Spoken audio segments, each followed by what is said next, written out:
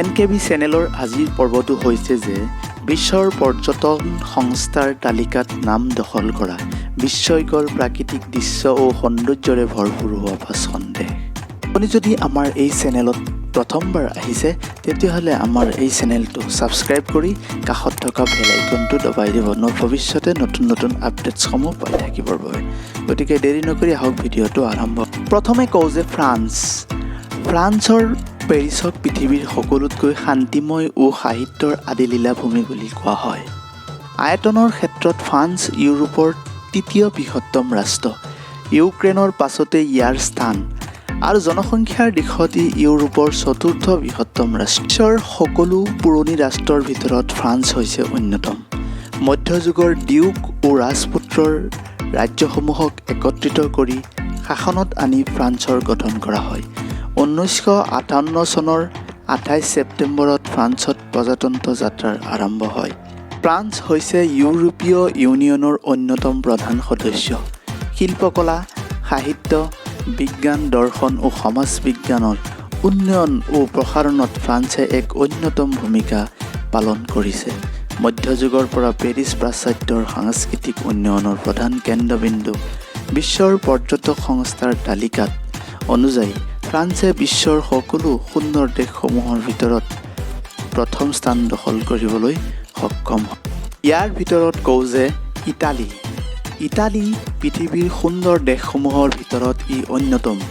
ইয়াত প্ৰায় গোটেই বছৰেই বসন্তকাল বিৰাজ কৰে। কিছুমানে ইটালীক পৃথিৱীৰ সকলোতকৈ সুন্দৰ দেশ বুলি কয়। ইয়াত ৰেনেছাৰ জন্মভূমি। ইয়াত প্ৰাচীন শিল্প সাহিত্যৰ ইমানেই নিদৰ্শন পোৱা যায় যে এইবিলাকে মানুহৰ মন আকৰ্ষণ কৰে। ইও এটা ইউৰোপৰ ইউনিয়নভুক্ত দেশ। চেনজেন ভিজা লৈহে এই দেশত প্ৰৱেশ কৰিব পৰা যায়। ইয়াৰ মুদ্ৰা হৈছে ইউৰো। বৰ্তমান ই এখন গণতান্ত্ৰিক ৰাষ্ট্ৰ। দৈৰ্ঘ্যৰ দিশ হিচাপে ই পৃথিৱীৰ 23তম দেশ হিচাপে গণ্য কৰা হয় আৰু জীৱন যাত্ৰাৰ মান হিচাপে ইয়াৰ নাম উল্লেখযোগ্য। তাৰ পিছতেই ক'ব পাৰি যে নিউজিলেণ্ড হৈছে ওচেনিয়াৰ এটা দ্বীপ ৰাষ্ট্ৰ। ই অৱস্থিত অষ্ট্ৰেলিয়াৰ দক্ষিণ পূব দিশত। ইয়াৰ ৰাজধানীৰ নাম হ'ল ৱেলিংটন। এখন ক্ষুদ্ৰ দ্বীপৰ সমন্বয়েৰে গঠিত আৰু ইয়াৰ ভিতৰত সকলোতকৈ উল্লেখযোগ্য হৈছে যে ষ্টুৱাৰ আৰু জাথম দ্বীপ। নিউজিলেণ্ডৰ আদিম আদিবাসীৰ ভাষা হ'ল মাওৰী। ই অষ্ট্ৰেলিয়াৰ দক্ষিণ পূব দিশৰ পৰা প্ৰায় 200 কিলোমিটাৰ দূৰত তাছমান সাগৰৰ ওপৰত অৱস্থিত। ফিজি, ডোংগু আৰু নবেল কাৰাটনি এইবিলাক হৈছে নিউজিলেণ্ডৰ প্ৰতিবেশী ৰাষ্ট্ৰ। এই দেশৰ পৰিৱেশ আৰু বৈচিত্ৰতাও অসাধাৰণ। অতীতত ইয়াত বিভিন্ন প্ৰজাতিৰ চৰাই চিৰিকটি বাস কৰিছিল। বৰ্তমান মানুহৰ জনসংখ্যাৰ বৃদ্ধিৰ ফলত সেইবিলাকৰ ভিতৰত কিছুমান বিলুপ্তি হৈ গৈছে। নিউজিলেণ্ড এখন উন্নত দেশ।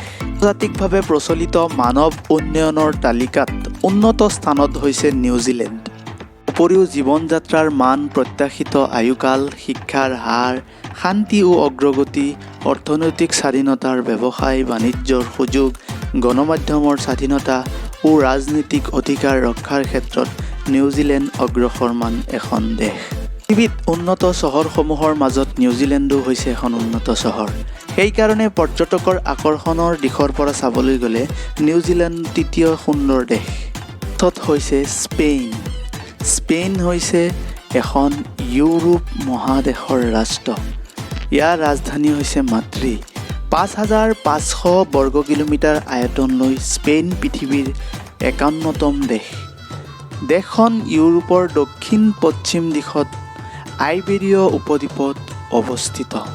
স্পেইনৰ পশ্চিম দিশত আছে পৰ্তুগাল আৰু উত্তৰ পূবত স্পেইন এণ্ডোৰাৰ লগত সংলগ্ন।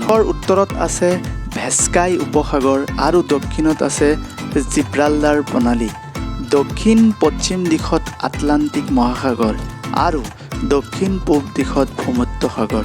স্পেইনৰ গাঁওসমূহ অসাধাৰণ প্ৰকৃতিৰ বৈচিত্ৰ্যপূৰ্ণ। ইয়াৰ সমুদ্ৰ পাৰৰ বৈচিত্ৰ্য গোটেই বিশ্ববাসীক ওচৰলৈ মাতে। এই দ্বীপসমূহৰ সৌন্দৰ্য ইমানেই মনোমোহা যে নিজৰ চকুৰে নেদেখিলে অনুভৱ কৰা অসম্ভৱ হৈ পৰে। এই দেশখন হৈছে পৃথিৱীৰ সকলো উন্নত দেশসমূহৰ মাজত এখন দেশ। পিছত হৈছে গ্ৰীচ। গ্ৰীচ দক্ষিণ ইউৰোপ মহাদেশত অৱস্থিত এখন দেশ। এই দেশখন বুলগেৰিয়া, মেচিডোনিয়া আৰু আলবানিয়া দেশৰ উত্তৰ দিশত অৱস্থিত আৰু দক্ষিণে আছে ভূমধ্য সাগৰ। এই দেশৰ জনসংখ্যা হৈছে প্ৰায় 1,15,00,000। এই দেশখনৰ জনসংখ্যা দিশৰ পৰা মহিলা হৈছে 55% আৰু পুৰুষ হৈছে 45%। গ্ৰীচ আফ্ৰিকা আৰু এছিয়া এই দুয়োখন মহাদেশৰ ওচৰতেই অৱস্থিত। ৰাজধানীৰ নাম হ'ল এথেন্স।